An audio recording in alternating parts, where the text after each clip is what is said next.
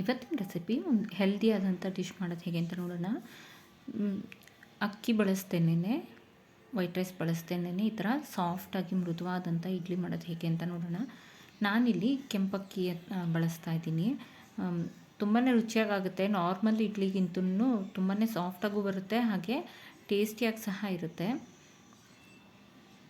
ಆರಾಮಾಗಿ ಮಾಡ್ಕೊಳ್ಬೋದು. ಪ್ರೊಸೀಜರ್ ಎಲ್ಲ ಒಂದೇ ಇರುತ್ತೆ, ಬಟ್ ಆದರೆ ತುಂಬಾ ಹೆಲ್ದಿ ಸಹ ಹೌದು. ಇದನ್ನು ಹೇಗೆ ಮಾಡೋದಂತ ನೋಡೋಣ. ಯಾರೆಲ್ಲ ವಿಡಿಯೋ ಪೂರ್ತಿ ನೋಡಿಲ್ಲ, ವಿಡಿಯೋ ಪೂರ್ತಿ ನೋಡಿ, ಹಾಗೆ ಕಮೆಂಟ್ ಮಾಡಿ, ಲೈಕ್, ಶೇರ್ ಮಾಡಿ. ಇಲ್ಲಿ ನಾನು ಕೆಂಪಕ್ಕಿನ ಒಂದು 3 ಗ್ಲಾಸ್ನಷ್ಟು ತೊಗೊಳ್ತಾ ಇದ್ದೀನಿ.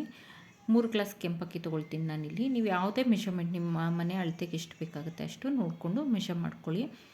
ಇದನ್ನು ಇಡ್ಲಿ ಎಲ್ಲ ದೋಸೆಗೂ ಚೆನ್ನಾಗಿರುತ್ತೆ, ಪಡ್ಡು ಸಹ ಮಾಡ್ಕೊಳ್ಬೋದು. ಹಾಗೆ 1 ಗ್ಲಾಸ್ನಷ್ಟು ಉದ್ದಿನಬೇಳೆನ ತೊಗೊಂಡಿದ್ದೀನಿ ನಾನು. ಹಾಗೆ 1/4 ಗ್ಲಾಸ್ನಷ್ಟು ಅವಲಕ್ಕಿ ತೊಗೊಳ್ತಾ ಇದ್ದೀನಿ. ಇದಿಷ್ಟನ್ನು ತೊಗೊಳ್ಬೇಕಾಗತ್ತೆ. ನೀವು ಸಬ್ಬಕ್ಕಿ ಬೇಕು ಅನ್ನೋರು ಸಬ್ಬಕ್ಕಿ ಸಹ ಒಂದು 1/4 ಗ್ಲಾಸ್ನಷ್ಟು ಬಳಸ್ಕೊಳ್ಬೋದು. ನೋಡಿ, ಈ ಥರ ಜಾರ್ಸ್ ಸಹ ಏರ್ಟೈಟ್ ಕಂಟೈನರ್ಸ್ ತುಂಬಾ ಚೆನ್ನಾಗಿದೆ. ಬೇಕಂದರೆ ಲಿಂಕ್ ನಾನು ಡಿಸ್ಕ್ರಿಪ್ಷನಲ್ಲಿ ಹಾಕಿರ್ತೀನಿ. ಹಾಗೆ ಇಲ್ಲಿ 1 ಸ್ಪೂನ್ನಷ್ಟು ತೊಗರಿಬೇಳೆನ ತೊಗೊಂಡಿದ್ದೀನಿ ನಾನು. ಬೇಳೆಗಳು ಅಥವಾ ಕಾಳು ಎಲ್ಲ ಸ್ಟೋರ್ ಮಾಡ್ಕೊಳ್ಳೋದಕ್ಕೆ 1 kgಯಷ್ಟು ತೊಗೊಳತ್ತಿದ್ದು.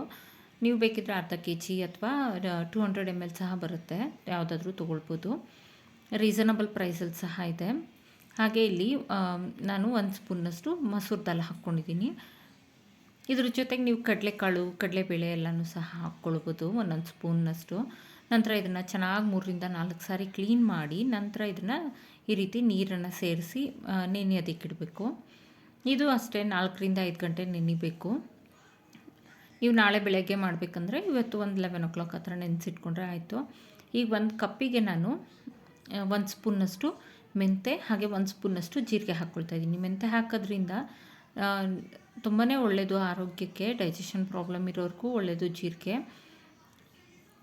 ಹಾಗಾಗಿ ಮೆಂತೆ ಜೀರಿಗೆ ಸ್ಕಿಪ್ ಮಾಡಬೇಡಿ. ಗ್ಯಾಸ್ಟ್ರಿಕ್ ಆಗೋರಿಗೆ ಈ ದೋಸೆ ಇಡ್ಲಿ ತಿಂದರೆ ಗ್ಯಾಸ್ಟ್ರಿಕ್ ಆಗುತ್ತೆ ಅನ್ನೋರಿಗೆ ಸಹ ತುಂಬಾ ಒಳ್ಳೆಯದು. ಈಗ ಇಲ್ಲಿ ನಾನು ಮೊದಲಿಗೆ ಮೆಂತೆ ಜೀರಿಗೆ ಹಾಕಿರೋದನ್ನು ಜಾರಿಗೆ ಸೇರಿಸ್ಕೊಳ್ತಾ ಇದ್ದೀನಿ. ನಂತರ ನೋಡಿ, ಇಲ್ಲಿ ಒಂದು 5 ಗಂಟೆಯಷ್ಟು ಟೈಮು ನಾನು ನೆನೆಸಿ ಇಟ್ಟಿದ್ದೀನಿ. ಇದು ಚೆನ್ನಾಗಿ ನೆಂದಿದೆ. ಈಗ ಇದನ್ನೆಲ್ಲ ನಾನು ಮಿಕ್ಸರ್ ಜಾರಿಗೆ ಸೇರಿಸ್ಕೊಳ್ತಾ ಇದ್ದೀನಿ.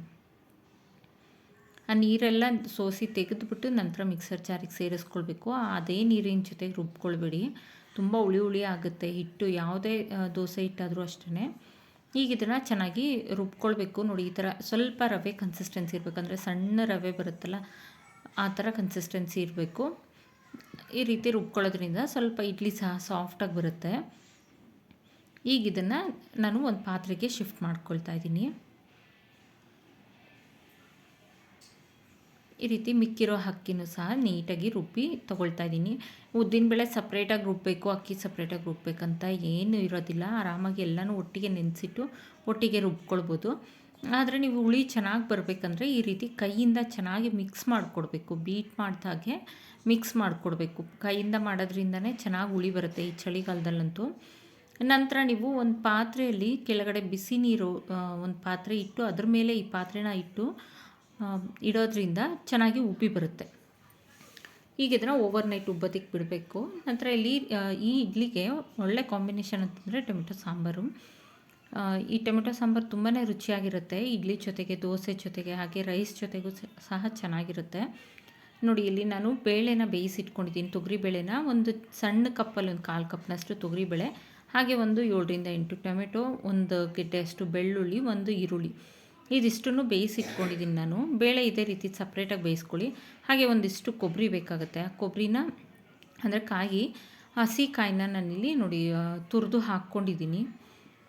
ಇದನ್ನು ಹಾಕ್ಕೊಂಡು ನಂತರ ಇಲ್ಲಿ 1-2 ಸ್ಪೂನ್ನಷ್ಟು ಸಾಂಬಾರು ಪುಡಿ, ನೀವು ಮನೇಲಿ ಏನು ಬೇಳೆ ಸಾಂಬಾರಿಗೆಲ್ಲ ಬಳಸ್ತಿರಲ್ಲ ಅದೇ ಸಾಂಬಾರು ಪುಡಿ ಹಾಕ್ಕೊಳ್ಬೇಕಾಗುತ್ತೆ. ಹಾಕ್ಕೊಂಡು ನಂತರ ಬೆಂದಿರೋಂಥ ಟೊಮೆಟೊ, ಈರುಳ್ಳಿ ಎಲ್ಲ ಹಾಕಿ ಚೆನ್ನಾಗಿ ರುಬ್ಕೊಂಡ್ರೆ ಆಯಿತು. ನುಣ್ಣಕ್ಕೆ ರುಬ್ಕೊಳ್ಬೇಕು. ಬಿಸಿ ಇರೋವಾಗ ಯಾವುದೇ ಕಾರಣಕ್ಕೂ ರುಬ್ಬೇಡಿ. ತಣ್ಣಕ್ಕಾದ ನಂತರ ರುಬ್ಕೊಳ್ಬೇಕು. ಈಗ ಒಂದು ಒಗ್ಗರಣೆ ಪಾತ್ರೆ ತೊಗೊಂಡು ಆ ಪಾತ್ರೆಗೆ ನಾನು ಸ್ವಲ್ಪ ಎಣ್ಣೆ, ಹಾಗೆ ಸಾಸಿವೆ, ಕರಿಬೇವು, ನೀವು ಒಗ್ಗರಣೆಗೆ ಏನು ಹಾಕ್ತಿರಲ್ಲ ನಾರ್ಮಲಾಗಿ ಅದನ್ನು ಹಾಕ್ಕೊಳ್ಬೋದು. ನಾನು ಕರಿಬೇವು ಇಲ್ಲದ ಕಾರಣ ಸಾಸಿವೆ ಅಷ್ಟೇ ಒಗ್ಗರಣೆಗೆ ಹಾಕ್ಕೊಂಡಿದ್ದೀನಿ.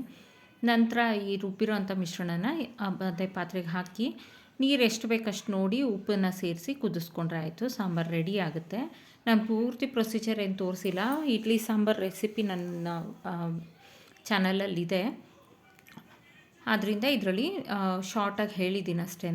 ನಂತರ ಇಲ್ಲಿ ನೋಡಿ ಹಿಟ್ಟು ಸಹ ಉಬ್ಬಿ ಬಂದಿದೆ. ನಾನು ಅರ್ಧ ತೆಗೆದಿಟ್ಟಿದ್ದೆ, ಇನ್ನು ಅರ್ಧದಲ್ಲೇ ಇಷ್ಟು ಉಬ್ಬಿ ಬಂದಿದೆ. ನಂತರ ನೋಡಿ ಈ ಥರ ಚೆನ್ನಾಗಿ ಮಿಕ್ಸ್ ಮಾಡಿಕೊಡ್ಬೇಕು. ಈಗ ಒಂದು ಪಾತ್ರೆಗೆ ಎಷ್ಟು ಬೇಕು ಅಷ್ಟು ತೊಗೊಂಡು ಇದಕ್ಕೆ ನಾವು ಉಪ್ಪನ್ನು ಸೇರಿಸ್ಕೊಳ್ಳೋಣ. ಯಾವುದೇ ಸೋಡಾ ಆ ಥರ ಏನೂ ಬೇಡ, ಈನೋ ಸೋಡಾ ಏನೂ ಬಳಸೋದು ಬೇಡ. ಆದರೆ ಅಷ್ಟೇ ಸಾಫ್ಟಾಗಿ ಬರುತ್ತೆ ಇಡ್ಲಿ ಈ ರೀತಿ ಪ್ರೊಸೀಜರ್ನಲ್ಲಿ ಮಾಡೋದ್ರಿಂದ. ಇದೇ ಪ್ರೊಸೆಸಲ್ಲಿ ಮಾಡಿ ಯಾವ ಥರ ನಾವು ನೆನೆಸಿ ಇಟ್ಟಿದ್ವಿ ಕೈಯಲ್ಲೆಲ್ಲ ನೀಟಾಗಿ ಮಿಕ್ಸ್ ಮಾಡಿಕೊಡೋದ್ರಿಂದ ತುಂಬ ಚೆನ್ನಾಗಿ ಉಬ್ಬಿ ಬರುತ್ತೆ. ಅಥವಾ ರಾತ್ರಿಯೇ ನೀವು ಉಪ್ಪು ಹಿಟ್ಟಿಗೆ ಬೆರೆಸಿಡೋದ್ರಿಂದನೂ ಚೆನ್ನಾಗಿ ಉಬ್ಬಿ ಬರುತ್ತೆ.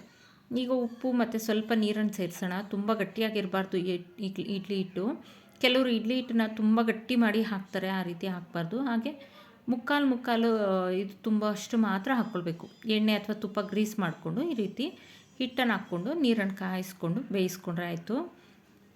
ನೋಡಿ ಇಲ್ಲಿ ಇಡ್ಲಿ ಅಂತೂ ತುಂಬ ಸಾಫ್ಟಾಗಿ ಬಂದಿತ್ತು, ಅಷ್ಟೇ ರುಚಿಯಾಗಿ ಸಹ ಇರುತ್ತೆ.